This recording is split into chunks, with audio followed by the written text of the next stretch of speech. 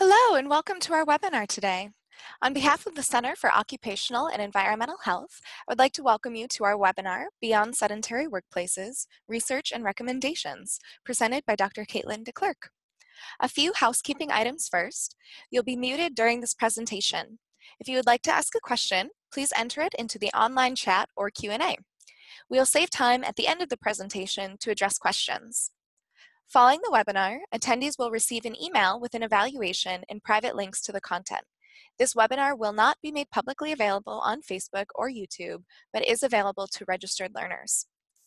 At this time, I am pleased to welcome our presenter, Dr. Caitlin DeClercq. She earned her PhD in architecture from the University of California, Berkeley in 2017. Currently, Dr. DeClercq is a core researcher at the Interdisciplinary Center for Healthy Workplaces at UC Berkeley and works remotely from her home in New York City. Her doctoral dissertation investigated the topic of sedentary behavior through architectural, historical, and public health lenses as applied to the specific context of higher education campuses, the workplace of students, staff, and faculty alike. Prior to graduate school, Dr. DeClercq worked as a health educator at Berkeley. Her work has been published in peer-reviewed and professional journals, as well as in edited volumes published by Routledge and Bloomsbury. Thank you so much for joining us today, Caitlin. Thank you so much for that kind introduction. And hello, everyone. Thanks for being here today. I also just want to make sure that I acknowledge the work of Victor Villalobos, who was a researcher with us and a PhD candidate. And I'm going to be pulling on a lot of the work that he did for us over the summer on sedentary behavior. So just want to give credit where credit's due. So as you learned from that introduction to me, you see that I'm bringing a really novel take, a different perspective to this topic of sedentary behavior, kind of going beyond maybe just a purely epidemiological lens to look at things like architecture and sociology and how all that shapes sedentary behavior. So hopefully the insights that you learned today are both useful and interesting to you. A little bit more background on the Center for Healthy Workplaces, where I currently work. We envision all workplaces being healthy and productive for employees, and we take on that task through 4 roles, which you're going to really see expressed in today's presentation. We aggregate kind of all known science across disciplines, across research and practice. We catalyze new insights by conducting research of our own, and we have been looking at this topic of sedentary behavior, so I'll share with you a little bit of some of the work we have in progress, though not published yet. And we also advise the public, we advise researchers, people who work in workplaces through a variety of means, one of which is through webinars like this. So goals for today. First, I really want to put this topic of sedentary behavior in context. So you see an ecological model here that we use in our center, and I'll talk a bit more about that later on, but this is just a way to say that we want to kind of look beyond just thinking about this from an individual behavior standpoint, but really looking at what is it about workplaces that promote sedentary behavior. Are there specific risks and challenges and opportunities for intervention, et cetera? To look at this topic, I'm going to identify major themes from the research that I think might be useful to those of you who might be new to this topic to really kind of keep your eyes on as you look into this further, or maybe as you plan interventions in your own work sites. So I'm not intending this to be a traditional literature review. If you want the nitty-gritty details, I'll share ample resources at the back of the presentation. There's a whole list of references back there, but really just want to kind of provoke some insights and kind of help keep you aware of some things that I think are interesting. And so also for simplicity's sake, I want to note that we'll be focusing primarily on office workers, really just because the studies I want to share look at that population, though I realize there are other sedentary professions, and of course sedentary behavior exists in many components of our life beyond the workplace. So just to kind of say this is sort of artificial delineation, but due to time constraints, that's where we're at today. So I've organized this presentation around a couple of big questions. We're going to be talking about some basic definitions of sedentary behavior. We'll think about what risks there are. Again, looking at the specific context of work and workplaces, we'll ask what do we know, what don't we know, and what does all this mean for how we might think about interventions. A bit of a spoiler alert I want to let you know is that I'll really be thinking a lot about postural variation, by which I mean, rather than or maybe in addition to talking about this topic in terms of sitting sitting versus not sitting, I think it might be really valuable to think about more of a continuum of postures or a continuum of activity levels that we might think about in terms of designing work and workplaces. So stay tuned for more on that. That's where we're headed. So first, I want to start off with some basic definitions. I'm not sure to what extent folks who have logged onto this webinar have really thought about sedentary behavior a lot, so really wanted to make sure that we're clear on some basic definitions. So to be sedentary has been defined in a couple of different ways. It used to be thought of as just someone who didn't achieve the required recommendations for physical activity in a day. In other words, achieving too little exercise. More recently, it's been defined as too much sitting, kind of regardless of physical activity levels. So I'm going to be focusing in this presentation on the latter definition, in other words, sedentary behavior and sedentary physiology, which really focuses on the unique risks of prolonged or too much sitting to health. So the too little exercise and too much sitting actually aren't equivalent risks to human health. And so it's just important to know that those are distinct concepts. So over the last decade or so, there's been increasing specificity in how we think about, how we operationalize sedentary behavior. A really common definition you might see in the literature is looking at metabolic equivalents, or METs, METs below. That's looking at energy expenditure levels. So you see in the bottom right-hand corner of this slide, kind of common definitions of what different levels of physical activity and sedentary behavior translate into in terms of this energy expenditure. So this is useful, but as you might imagine, this is an incomplete definition. So last year, the Sedentary Behavior Research Network conducted what they called a consensus project to really start looking at how we're defining sedentary behavior. And they proposed a three-pronged definition that includes not just this MET information, the energy expenditure, but also looking at postural criteria and consciousness state.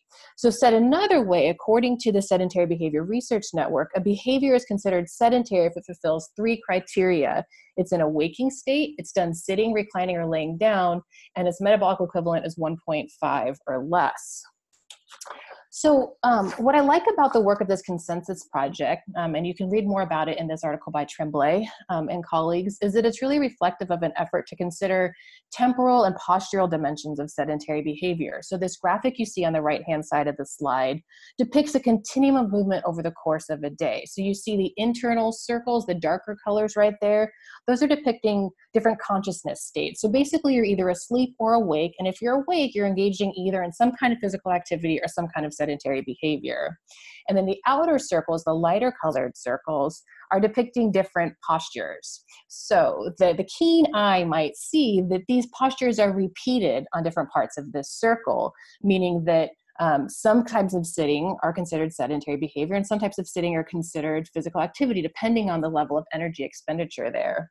So this is important because it's getting us to think about what's the context of these activities. That sitting looks very different if it's a sedentary behavior versus physical activity, and we'll see a little bit more of that later. But on the topic of this idea of context, one definition of sedentary behavior I came across that I really like says that sedentary behaviors are pervasive, they require minimal effort, and they're accumulated throughout the week, especially evenings and weekends, and across multiple domains, including leisure, occupation, and transport. All of this to say is that to define sedentary behavior is incredibly complex and incredibly daunting. And so just to acknowledge that to talk about occupational sitting or sitting at work is really challenging because there is this broader context that we do need to be aware of, particularly because sitting in leisure contexts, is very different than sitting at work. So just to be aware of that there is this delineation that in some ways is rather artificial, but that we need to kind of do just for sake of being able to talk about this topic in the context of workplaces. So we wanted to look more into this idea. So Victor, who worked with us at the center, was really interested in this idea that postures could be either active or passive. And so he came up with this visual diagram to really convey the same idea that's in the previous slide, but maybe in a maybe easier to understand fashion, showing that depending on the energy expenditure, different postures could either be active or passive. And so again, I think this is a really interesting point to just meditate on for a moment, because it encourages us to think about, what's the context of this behavior, particularly in the workplace. So imagine if maybe you have to drive for work, and maybe driving involves, you're pushing on pedals or you're moving, or maybe at your desk, there's lots of interruptions throughout the day. Or if you're a teacher, you're getting up and moving around. so that there's, it encourages us to really think about what is the context, what are maybe the job tasks that are happening, and what does sedentary behavior look like in each of those different contexts. So this idea of context is one that's really going to continue to reverberate throughout this presentation, and not to sound like a broken record, but it's something that I think is really, really valuable for us to consider and also to embrace when we think about sedentary behavior.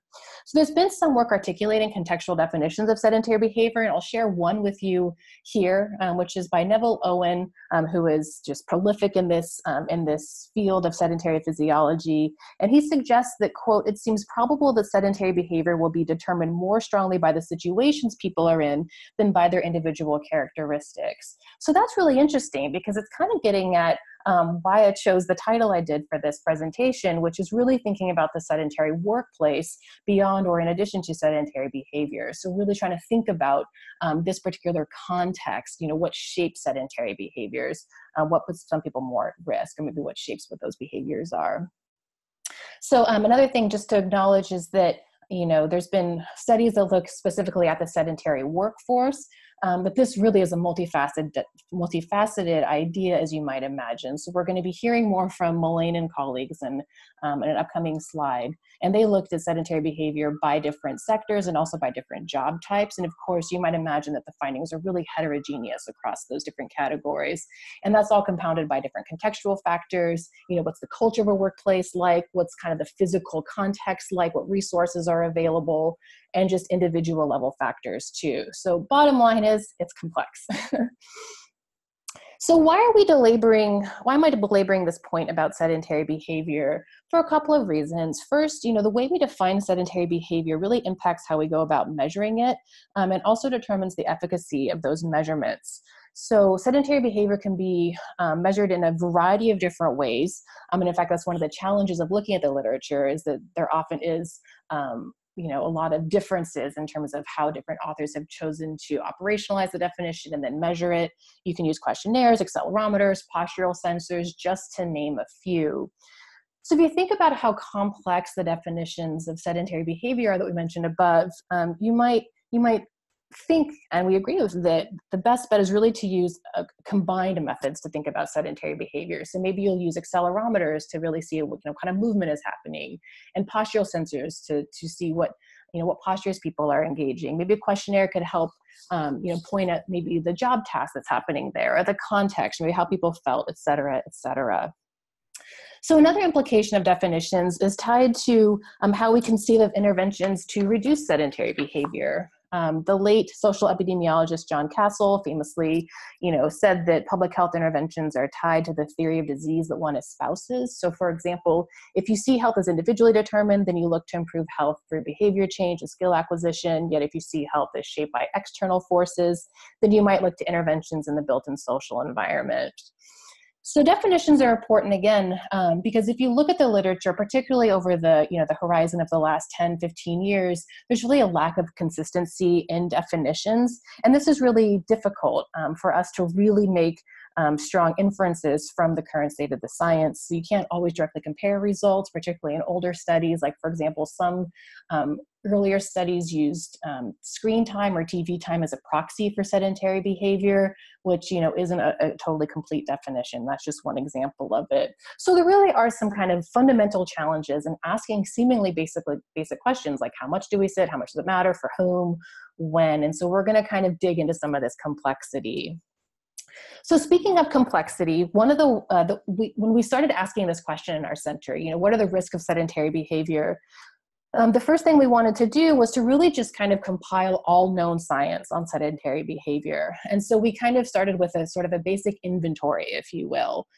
We identified, through this process, we identified several pathways for how sedentary behavior influences human health and physiology, including hypokinesis or decrease in muscle function, lack of gravity pull. So for example, what does it mean to lay down for long periods of time? Biomechanical stress of prolonged postures. And this is just to name a few. So we're gonna see a more elaborated view of this graphic in the next slide. And I've adapted this from the fantastic work that Victor did for our center. But I just want to say that this is not meant to be comprehensive. It's meant to be illustrative. I'm mean, really to show that there's value that we're finding, and really trying to take a wide angle view of this topic to really see who all is talking about sedentary behavior. What are all the different impacts that we might think about in order to kind of structure our own research, and also to maybe point the direction for future research. So for example, we might recognize that something that's missing from here is we should think also about what are the cognitive impacts of sedentary behavior, or about movement, etc. So just sharing this now, we haven't published on this, but this is really just kind of showing you, giving you some insight into how our center approaches topics as complex as sedentary behavior. But nevertheless, given all those pathways that we saw in the previous slides, you might be asking, oh my goodness, is sitting the new smoking? Which is a question that really has been posed a lot by the popular media. And, in the last couple of months, there's been a pretty profound backlash, I think, among researchers, and even now in the media, really saying that no, sitting is not the new smoking, though it's very cool and attention grabbing, and, really common to hear people say that. There was a fantastic article published recently in the American Journal of Public Health by Valance and colleagues that I'll be talking about in this slide. That basically take on this issue, and they essentially say sitting is not the new smoking for a variety of reasons. So the first is that the risk levels are not equivalent. So the hazard ratio for sedentary behavior is about 1.22 for all-cause mortality, versus for people who smoke, for men it's 2.8, for women it's 2.76. So it's like at least twice as risky to engage in smoking as it is in prolonged sitting. Also, sedentary behavior is a habit versus smoking being an addiction. So to talk about those behaviors really isn't equivalent. Secondhand exposure doesn't work the same. So it really isn't the same to see someone sitting down as it is to breathe in someone's secondhand smoke. Though, of course, we could make the argument that, there are some social norms that might be passed, around, what it means to sit down, maybe in a classroom or in our workplace. But still, secondhand exposure is not of the same magnitude for these two topics. Also, there's some value to sitting. There's some value to resting. This is not to say that sitting is totally bad or totally good, because there's some value that we take from it. A good analogy that these authors use is like sun exposure. So the fact that, for example, the sun, we get essential vitamins from it. Also, it helps our circadian health to have access to natural light. Yet if we get too much sun exposure, right, the kind of prolonged or like too much intensity of sun, it could lead to sunburn, it could lead to skin cancer, etc. So that's a kind of a nice analogy that they use. So there's a couple of caveats, of course, that the authors point out. There is incomplete knowledge. We don't, for example, yet know precisely how much sitting is bad for us, or at least there's no kind of universally agreed upon number, that says this amount of sitting is safe, or this amount of, sitting is unsafe. And also there's probably a nonlinear dose-response relationship between the amount a person sits and, when some of the negative health impacts kick in. These authors suggest that there's a heightened risk of around 7 hours a day. But again, we do need more science to come to more of a consensus on this topic. So this idea in mind, there's been a lot of work around trying to quantify the health impacts of sedentary behavior, though the big caveat here is that there's uneven and often contradictory findings. Nevertheless, though, so the same article I mentioned in the last slide by Valance and colleagues talked about there's probably the greatest association that we have, or the strongest evidence for a link between prolonged sitting and type 2 diabetes. So I encourage you to look more into that article if you want to learn more about that. There also was a book published in 2017 by Wei-Mu Zhu and Neville Owen called Sedentary Behavior and Health, and they compiled kind of all the latest science on all the ways that health is impacted by prolonged sitting. And they also looked at various contexts, including workplaces. So it's a really interesting read. And really this list on the left-hand side of the slide here essentially is summarizing part of the table of contents there, just to kind of say this is a placeholder that there are more there's evidence out there. I'm not going to summarize all of it here, but really just say that, there are many ways that sedentary behavior does impact health, although we certainly need more research. One question you might be asking is, well, what about physical activity? If you're really physically active, does it help maybe mitigate some of the risks posed by sedentary behavior? And the answer is kind of. So again, returning to this article by Valance and colleagues in the American Journal of Public Health, they said that really, in order to fully attenuate the risk of all-cause mortality associated with prolonged sitting, a person would probably need about 60 to 75 minutes a day of moderate or vigorous physical activity, which that's good news. But they also say that this is probably this amount of physical activity, an hour a day or more, might be out of reach for the average bear, considering that the majority of us don't even get the required 30 minutes of activity a day. So there's some fine print here, which we're going to talk about a little bit later on, including the limits of what we know. So on that topic, a couple of things to note.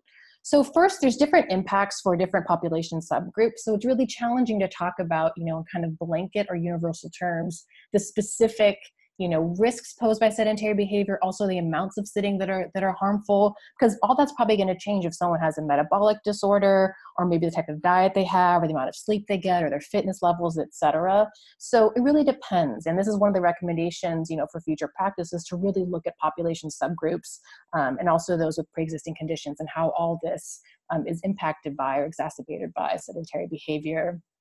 Second thing just to note is that there's evidence is suggesting that leisure time sedentary behavior, for example, let's say, you sit when you're at home, maybe you're watching TV, you're playing on the computer, could actually be more detrimental to health than work time sedentary behavior. So, many different reasons for this. You might think about that active versus passive paradigm we talked about above. There's also, various sociodemographic and other confounders, things that are really specific about thinking about what happens at home. It's also just really complex, relationship to understand.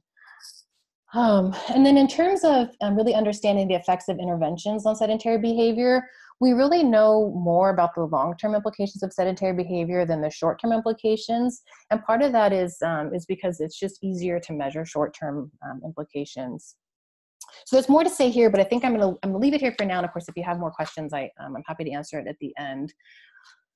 So what I want to do now is I want to shift gears a little bit. We've been talking in general about sedentary behavior, kind of in broad terms, but now I really want to shift gears and focus on, what does all this mean for the workplace? And in researching this, I was really actually surprised to learn that this is a topic with actually quite a deep history, starting with Ramazzini's Diseases of Workers publication in 1713. And he cautioned about, the health implications of sitting for long periods of time while working. And interestingly, he also talked about how prolonged standing is also problematic. And that really foreshadows, some of the findings today too, that really any prolonged posture is difficult for the body. So really, he was ahead of his time. You might also be familiar with Jeremy Morris's study of London transit workers. He studied, kind of more sedentary workers, which were the drivers, and kind of more active workers, which are the conductors, and found that the more sedentary profession had higher incidence of cardiovascular disease. And in recent decades, there's been, a lot more interest in really trying to think about how we might measure occupational sedentary behavior as a distinct concept. And so really all this is to say that we're getting kind of more and more specific and looking more and more specifically both at sedentary behavior and also sedentary behavior in the workplace. So what are the implications for workplaces? The short answer is it depends. And the long, perhaps more helpful answer is that really not all work is created equally in terms of exposure levels to sedentary behavior. There's been a host of, broad economic shifts, including outsourcing, jobs to outside the United States, deindustrialization, which means that there's kind of a complex geopolitical landscape of how jobs are, spread across the world. Also, just thinking about in general, there's been reductions in physical work, thanks to increases in labor-saving technologies, greater reliance on motor transportation, reduced use in active transit. All this is to say that in general, to speak in really broad terms, the trip to and from work and also the time at work has in general become more sedentary. So one estimate by Carr and colleagues that you see quoted on the screen says that now approximately 43% of all jobs are sedentary, which is an 83% rise since 1950, and that 79% of employees work in sedentary or light intensity jobs. So all this is to say that basically, that there's the sedentary behavior is an issue, and according to Glover and Jew, it's likely to become more of a problem or to increase in coming years because there's implications for physical activity and calorie expenditure and sedentary behavior, all of which impact health. So it's important to intervene now.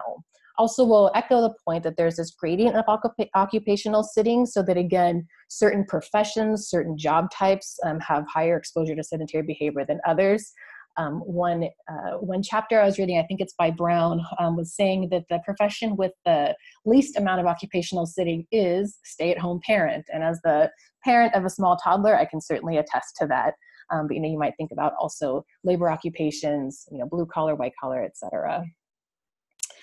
So Wendy Brown, again, specializes in this topic of occupational sitting, and she conducted a literature review to really think to see, what's the evidence on, what are the primary implications of occupational sitting. And this kind of summarizes her findings.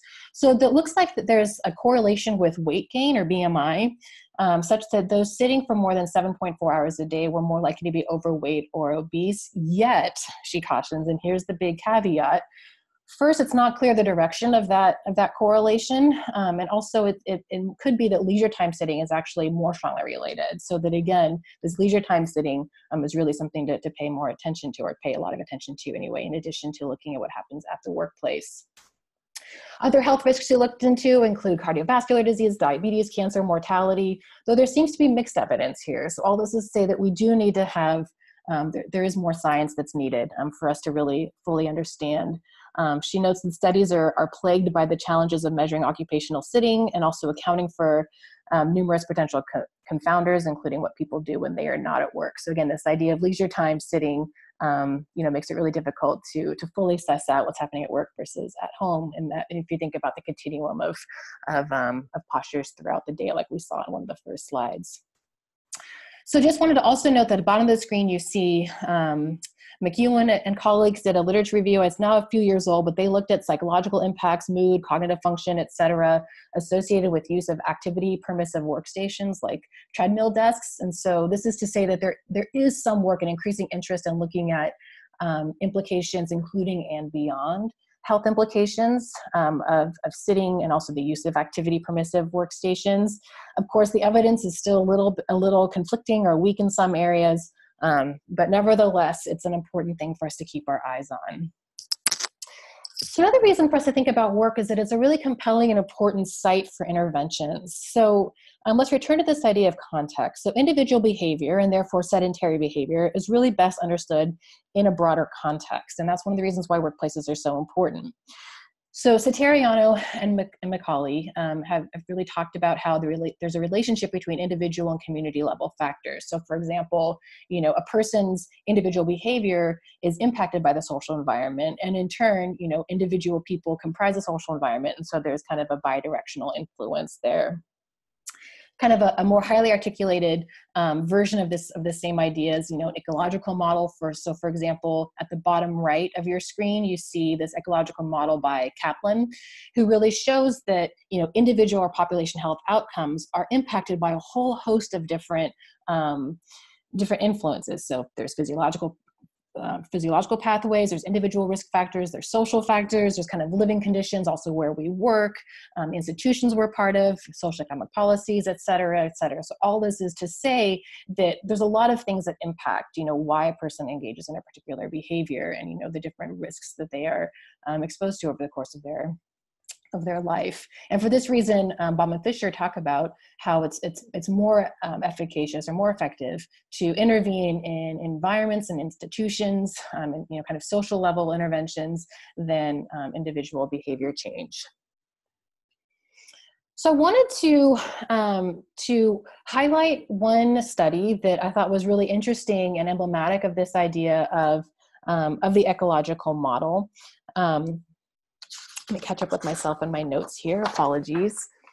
So Mullane and colleagues sought to measure sedentary behavior among workers in 3 different sectors and across different job types therein. And so for those of you interested in measurement, they used accelerometers and sitting logs and also surveys to obtain both qualitative and quantitative data about the amount and context of sedentary behavior. So kind of the what and the why.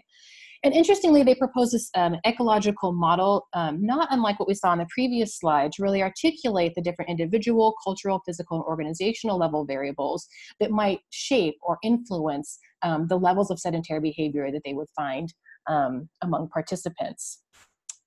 So they presented their findings by sector. So you can see that there's actually heterogeneous results. So people sit different levels across academic and industry and government sectors, also by job type. And they also looked at engagement levels, which they defined as, level of vigor, absorption, and dedication. So this is just to say that, again, this is to show that sitting at work is complex, and it's really, you've got to look at it kind of in context. And there's also, they presented their findings by social ecological factors, which is really what I wanted to highlight here. So what I found really interesting is they found that the most consistent association for workplace sedentary behavior was observed at the physical level for office.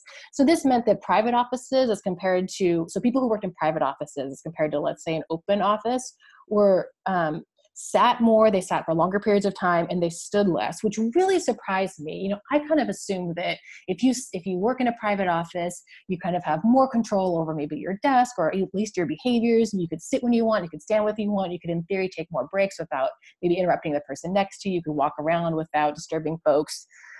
So I was really surprised to see this finding. And upon further reflection, I realized that there could also be a downside to privacy in terms of sedentary behavior.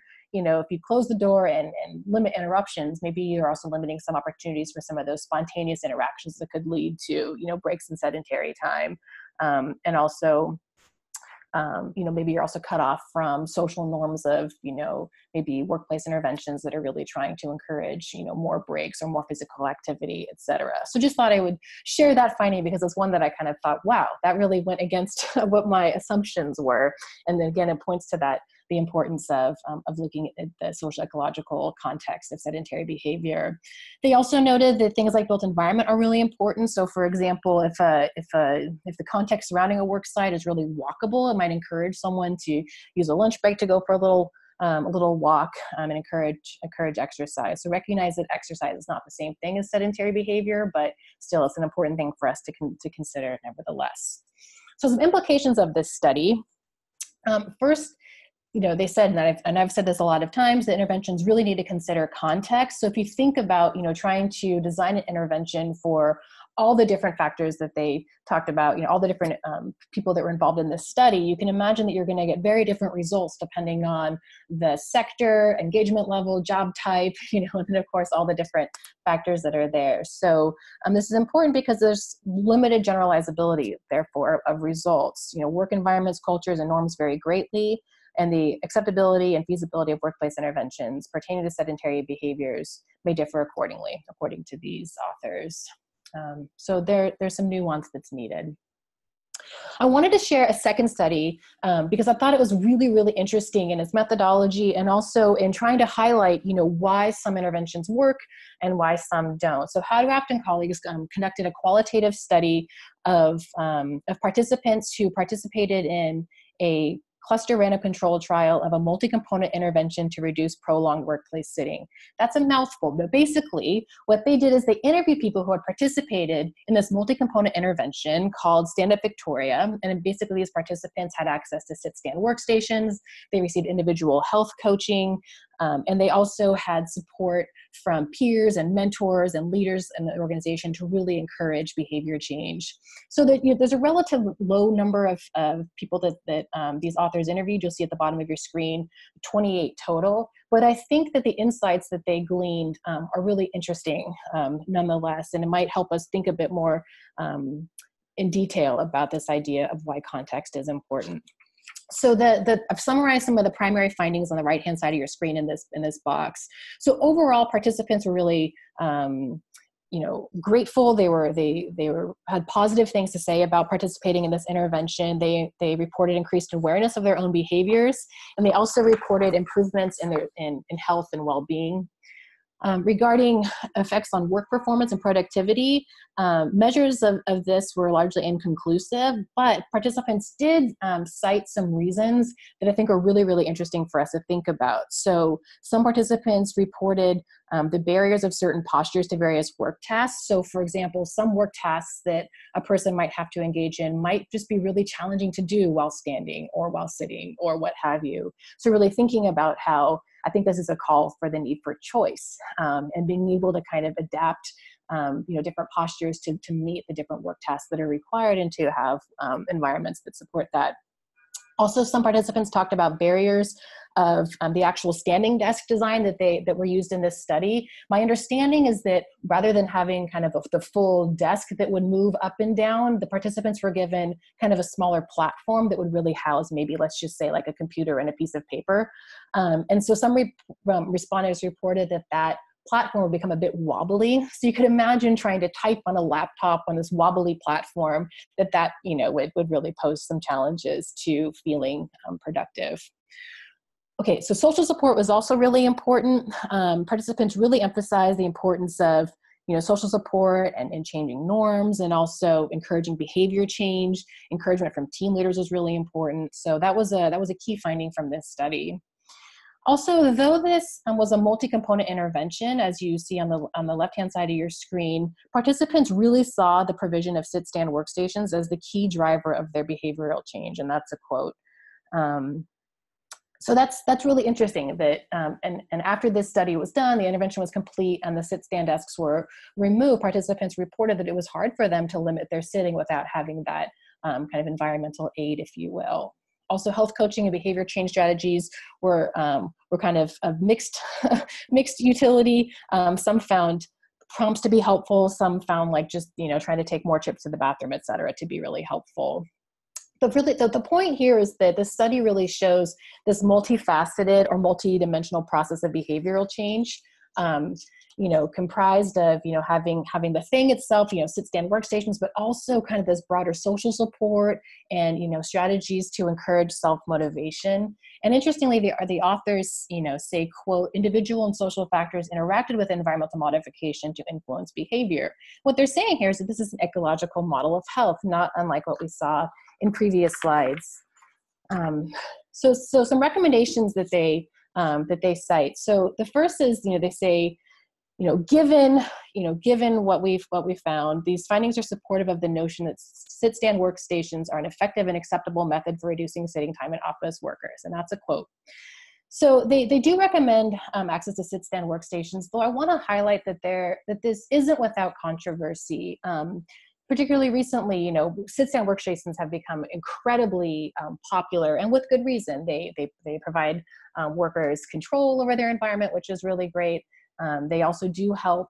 They've been shown to help reduce sedentary behavior time, which is good. But Brempel and Krauss do caution that, again, prolonged standing can also be problematic. So to think about, putting in standing desks that don't allow for any kind of control over different postures or engaging in a range of postures, or at least being able to interrupt any single posture for a long period of time can be challenging. And also, the science about, sit-stand desks and health outcomes is, needs to be further developed. So just that caution, not to say they're good or they're wholly good or they're wholly bad, just to say that there's some nuance needed in how we look at that. So even better, I say, and the authors say their second recommendation is to provide opportunities for job tasks to be performed at different work points to encourage postural variation. That means, they're trying to envision a workplace that kind of goes beyond thinking about just providing this one thing to say, how do we maybe think more broadly and just encourage design workplaces and work to encourage a range of different postures that people can kind of move throughout a workplace throughout the course of the day, depending on the different needs they have or the tasks they have to complete, et cetera. So I think there's some legs there to that idea, at least in my own opinion. And we'll talk more about this idea of postural variation at the end of the presentation. They also, want to reiterate the importance of supportive social environmental conditions. So again, that these interventions can't really happen in a vacuum, that you really need to consider, what's the social support look like? What are the norms that are going to be changed, or they're going to support any sort of behavior change that you go after? And of course, there's also behavioral prompts and policies, can also help with this behavior change. So on the topic of recommendations, you may have heard that, about a month or so ago, new guidelines from the Department of Health and Human Services were released about new guidelines for physical activity, which is really cool for a lot of reasons. One of which is this is the first time those guidelines have been updated in 10 years, I believe. And there's been some promising developments. So first, there, and I tried to summarize this succinctly in the grid on the right-hand side of your screen, but these guidelines emphasize all kinds of movement. So essentially, rather than just kind of saying you need X amount of physical, vigorous activity, et cetera, they're basically saying move as much as possible. All different kinds of movement are great, so just move. But they also are recommending specific recommendations for different age groups. So that's an attempt to start really trying to look at what are the different needs of different demographic subgroups, et cetera. For adults, they also mention sedentary behavior. So those of you interested in sedentary behavior, there's something here for you, which is they say, quote, adults should move more and sit less throughout the day. So this really isn't a specific guideline. Again, you're not seeing kind of the articulation of X number of minutes or hours per day, but this is a step in the right direction anyway, that we're really recognizing that sitting for too long is problematic for a number of reasons. And so we want to try to limit that, move more, sit less. And they also are starting to articulate not just the physical implications of sedentary behavior, but they also talk a lot about the cognitive effects. So those of you interested in learning more about that, I'd encourage you to look at these guidelines. They're actually really fascinating. So one thing that Victor did this summer, and working for us at the center, is he looked at, what countries have started looking at sedentary behavior, are there recommendations out there? He found something like 10 countries that have guidelines for sedentary behavior, which is, I think, impressive. I wasn't sure what to expect, but that's far fewer than have articulated recommendations for physical activity. So we see kind of in general, the science hasn't quite caught up yet in terms of articulating consistent or complete recommendations for sedentary behavior. Also, there's a need to look at both primary and secondary prevention. So there's more work to be done here, but there is some promising findings. So what can we do? In absence of specific guidelines for sedentary behavior, what should we do? So, before some of these gaps in our knowledge are filled, it's not likely that we're going to have, specific quantitative recommendations regarding sedentary behavior to rely on. So really this kind of qualitative advice of sit less and move more could be really helpful for a lot of people, for a majority of people. That being said, let's get a bit more specific, and there seems to be a need to reduce prolonged postures. So there's a big literature out there around kind of the perils of prolonged sitting, but also of prolonged standing. So to think about this again with kind of this wider angle lens, to think about how any one posture for a long period of time can be really harmful for the body. So if we ask the question, how we might design workplaces not overly tax the body, it seems like focusing on posture variation is key to that, and also promoting activities with different energy levels throughout the day, including exercise, can be really important. And also we need to think about just the different needs for different groups. You've seen that I've highlighted here the work of Galen Cran. She wrote an interesting book in 2000 called The Chair that really, I think, is still very relevant today. She also wrote a more recent article that you can see cited in the back of this presentation. So if you want to learn more about sitting, that's an interesting place to start, particularly if you're interested in an environmental approach to this topic. So I'm hoping that some of what we've talked about above helps to convey the value of thinking about this topic of sedentary behavior in terms of postural variation and movement. So not in place of, but kind of thinking about this in addition to sedentary behavior. And there's a variety of benefits here. There's physical benefits. Obviously the more you move, the more you get away from a single posture, the more you kind of reduce some of the negative outcomes. There's also cognitive benefits of movement, creativity, cognition, memory, etc. So there's other reasons to be interested in promoting movement and postural variation. Also organizational. A study that I want to highlight that we've been doing in our center is not about sedentary behavior per se, but I think it has some interesting insights for us. So we've been interviewing members of Generation Z, which is the youngest generation in today's workforce. It's the generation that's just one generation younger than millennials. And we've been asking them, what's important to you in terms of, workplaces that are healthy and productive, that would satisfy needs. And this is a very simplistic overview. So if you want more information, please reach out to me. But interestingly, one of the most common responses we're hearing from this group is that they desire postural variation. They want opportunities to choose different postures to work in throughout the day. So there could be some organizational value there to really think about, how do you kind of rethink this sort of sedentary and stationary norm of workplaces? So some interesting insight there. At the bottom of this slide, you're going to see kind of a range of different chair-like contraptions, and this comes from, again, Galen Kranz, whose work I highlighted in the previous slide. And so there's some value in thinking about alternatives to the chair, alternatives to the typical seated posture. And so she suggests a couple of different ways to think about this. One is how do you introduce a range of postures beyond just kind of sitting in a chair, that 90-degree seated posture. So the blue, there's like a lounge chair. There's kind of on the far left-hand side, that's called the balance chair. You sort of kind of kneel on there. That's a different idea, although that does pose its own kind of challenges in terms of, resting on your knees for long periods of time. You might want to design for adjustability or control. So they're kind of adjustable heights that you can use for different chairs. That's some of the yellow chairs. Can you kind of rotate forward and backward in space? And also, chairs like, if anyone ever has used like a physio ball to sit on, or this kind of, in the green box second from the left, you see this thing is called an ergo. That's kind of has some built-in movement to it. It's a stool that sort of moves along with you. Continuous movement can be a way to make sitting slightly more active. So all these are kind of ways to basically say that part of the process of change is to think about design. How do we change the objects that we interface with? But design is much broader than design also.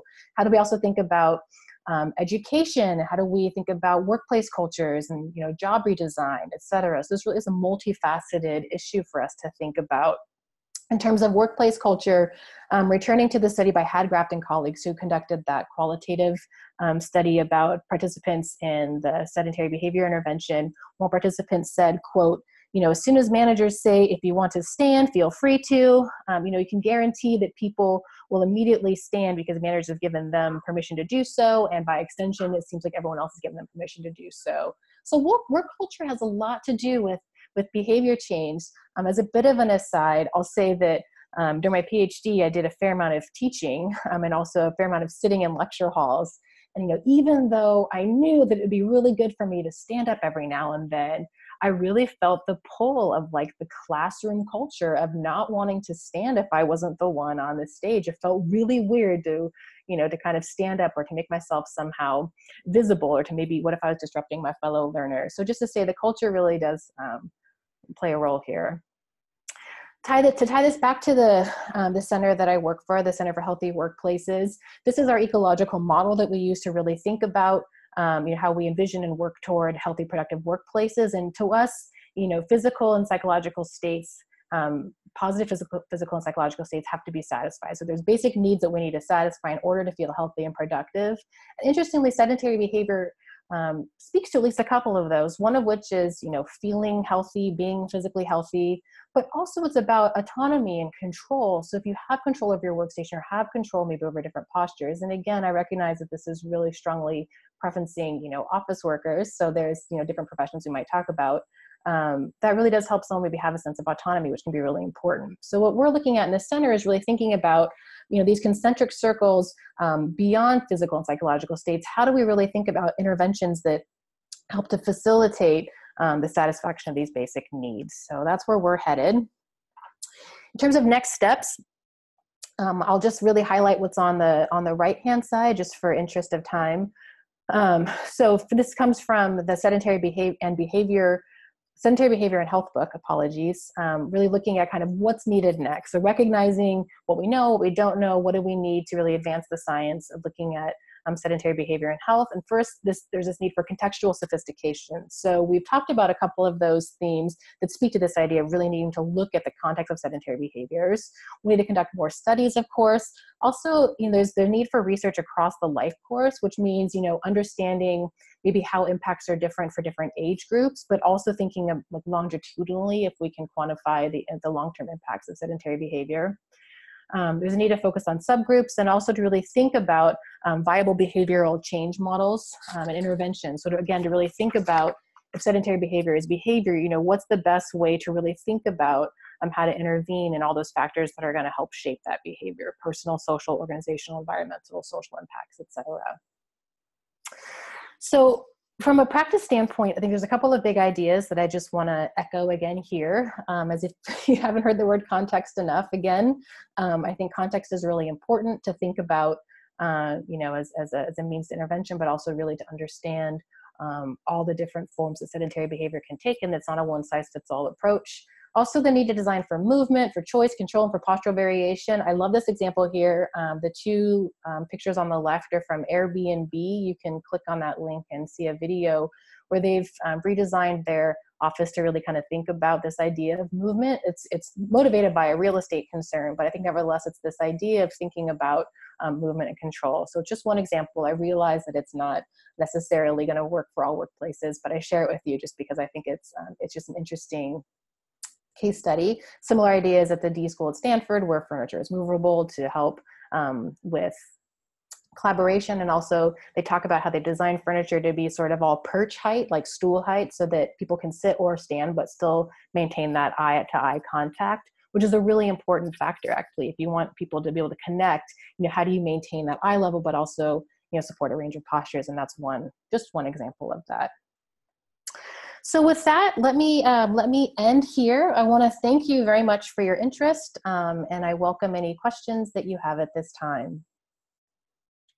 Wonderful. Thank you so much for that presentation.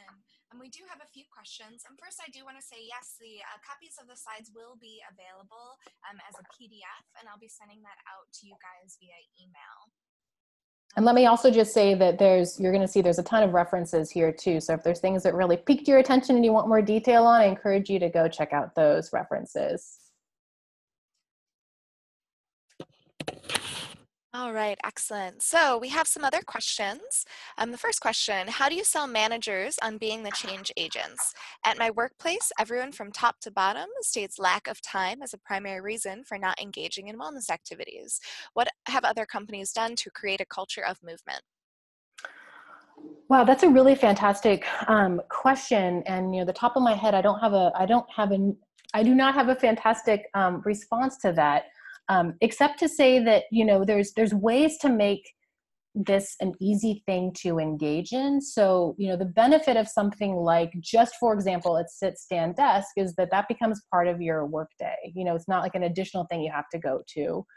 So of course there's going to be, the necessary time to put in before, making an intervention like that. But if there's ways to integrate this behavior or this behavior change into your existing workday, that's something that's really great about it. So, one thing in health promotion we always used to think about is, how do you make these behaviors an easy thing to do? So for example, if it requires a ton of effort to, let's say, like go attend a workshop, people probably aren't going to do that. But if you make postural variation an easy thing to do, i.e. there's environmental supports, or there's, I don't know, maybe there's like, if you're already going to be having like let's say a conference or like a meeting, if you can somehow maybe encourage, hey, if anyone wants to stand up during this meeting, go right ahead. Some things like that really don't take a whole lot of extra time, though of course that is to acknowledge that what does take a lot of time is behavior change. So I'm not sure that was the most articulate response to that question, but it's a really, really good one. That what we're talking about here is behavior change, and that's the difficult boulder to roll up the hill, if you will. And so I really do appreciate the question, because it's going to help me think about this in a bit more detail. Wonderful, thank you. And as a reminder to those online, you're welcome to use the chat and the Q&A box to enter your questions. I'll be dictating these questions out loud, so you can enter them in there. We do have another question. What, if any, is the relationship between wearing a belt, compressing the inferior vena cava, and also the sigmoid colon on these outcomes, especially cardiovascular disease and colon cancer? Wow, that is a fantastic question. And I want to apologize for not even having the slightest idea of how to respond to that intelligently. So I would do more damage if I tried to offer an articulate response to that. So unfortunately, I'm going to have to send you elsewhere to someone who's much more specialized in that particular slice of the pie. Great, thank you. We also do have another question. Why do the Star Designer develop only static seats? So that's a good question, and this is what's challenging about responding to a question like that is I'm of course now going to say things that are hugely unfair and totally presumptuous. But first, it's really hard. So our entire, basically, if you think about furniture as part of a system, the entire system of furniture is really based around staticness, right? Like you go and you sit. There's a table that's also there. So our whole world really isn't set up to accommodate movement. So it's really hard to design then a chair that's supposed to interface with a desk or interface with a table that doesn't accommodate movement. So part of it's like a system question, a system issue. Part of it also might be an education issue. Like not necessarily everyone knows the benefits of designing for movement, and chairs in particular. And if you're interested in the question of high design and chairs, I really encourage you to read Galen Kranz's book, because she talks a lot about, how, what is the persistence of this chair all about? And part of it is that the chairs in particular seem to have this specific hold over architects and designers where it's like the object to design. So I think in some ways, a chair isn't always necessarily related to or envisioned as performing its desired function. In some ways, it's seen as just an object. And so in that regard, it's really divorced from the function. So I would say part of maybe one of the takeaway points from this talk might be to think about, what is the function that we want our environments to play for us, and to really make that clear. This idea of kind of body conscious design is really thinking about everything that we interface with in the near environment, so things that touch our body, and how do we maybe make those do no harm for our bodies, and movement is one of them, but it's really not something that we think about a ton. But great question, and again, I encourage you to look at Galen Kranz's work. Excellent, thank you. We do have another question. Someone who is wondering your opinion on the value of treadmill workstations and how you can concentrate and type while using a treadmill. Yeah, I think this is really hard. I think the jury is still out on a lot of this. I'm really hesitant to say yes or no either way. I think there's always going to be the people for whom an intervention like that is completely radical, is not going to work. And there's going to be some people who, are able to work and concentrate really well. From what I've read, it sounds like there's some findings that are basically saying, there's not strong evidence to show that it supports productivity one way or the other, which is to say that it maybe it doesn't interrupt productivity, which, in some ways you might use that as justification. I would say, there could be some value in it, but it's probably highly contextual. And it probably doesn't work for a lot of people's work. So it's not to say wholly good or wholly bad. It's also incredibly costly to have a treadmill desk. So I also would kind of, encourage you to think about, are there other interventions that could meet the desired goal that you have? So if the goal is to inject movement into your day, what are other ways to do that? There's pedaling desks too that maybe, would have the lower half of your body move more. So again, it's not moving the entire body. One thing I was actually talking to a mentor of mine about this idea of like, how do you concentrate and move at the same time? And she was talking about, like the martial arts is a way that that's a way. I think this came up in like one of the classes she was teaching, but like there are precedents for thinking about this, but again, it might also be a learned behavior. So that's like 1,000 different responses to this that are not organized. My apologies. But, again, it depends. And I think this is what's so challenging, is that we talk about interventions like sit-stand workstations or treadmill desks in general terms, but I think they're highly contextual in terms of their efficacy. Excellent, thank you. We do have another question. Can you elaborate a bit more on how sedentary behavior affects cognitive performance? Yeah, I'm more familiar with the literature on movement in general. So I'll answer this through that lens, partially because, as you heard at the start, my dissertation really looked at sedentary behavior and learning, sites of learning like higher education. So movement, helps cognition and memory and creativity. And there's a lot of work that really shows that if you can move around a little bit, even small movements, it's just really helpful to kind of get the juices flowing in your brain, if you will. There's educational scholar named Eric Jensen who has written on this a lot, in terms of kind of what he calls active learning. So we might infer, and this is where we get into kind of cloudy territory, because now I'm kind of using the transitive property to answer your question. But, we might infer that if movement is really good for learning, the lack of movement definitely wouldn't support it in the same way. Maybe it's not like bad for cognition. I don't know enough about the research to say that definitively, but there's certainly value in allowing for movement. And this poses a huge challenge. So if we know that, wow, what do we do to think about workplaces where we want people to be creative? What do we do when we think about, classrooms where we want people to learn and retain, knowledge? I think it's actually a really interesting design problem that also then is a cultural problem and kind of like a pedagogical problem. So it's a great question that you pose. Excellent. And I think we have time for one more question here. So many ergo chairs have a tilt mechanism. Can you elaborate on why you think that mechanism might not be used more? Do you think it's more lack of training on chair adjustments? I really couldn't say why it's not used more. This is really getting outside of my area of expertise, and I'm sorry. I feel like I'm saying that to every question here. Maybe this is the downside of a interdisciplinary perspective, is it's breadth more than depth. So Galen Kranz talks a lot about this kind of like the tilt of chairs, and what's good. Tilt function down, I'm assuming, is what we're talking about, is good because it does open up the pelvis. It kind of gets you away from that sort of right angle. And so that's a good thing. Why it's not used, I will say, in general, if a chair is complex enough to have a tilt function, it probably means that a majority of people don't know how to use it. And at least personally speaking, nothing makes me feel more idiotic than if I can't figure out a chair, how it works. And so I certainly don't want to ask someone for instructions. So I think part of this goes back to just kind of basic user education. And also, how do we learn to know what feels good for our bodies? Because I also think that particularly for things like chairs, we do learn to kind of tune out our own comfort.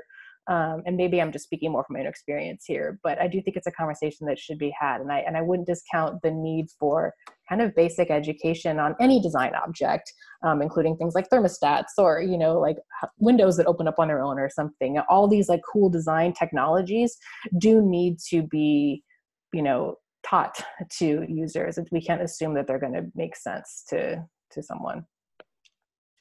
Wonderful. Well, thank you so much for joining us, Dr. Clerk. We really appreciate it. And as a reminder, she did have a list of resources there. So if there was a question that you wanted to ask or you're interested in learning more, please feel free to dig into those resources. I will be sending out a PDF of the presentation slides, and you'll be able to see them there. Thank you again all so much for joining us. Special thanks to our presenter and all of you online today. I hope you have a wonderful day.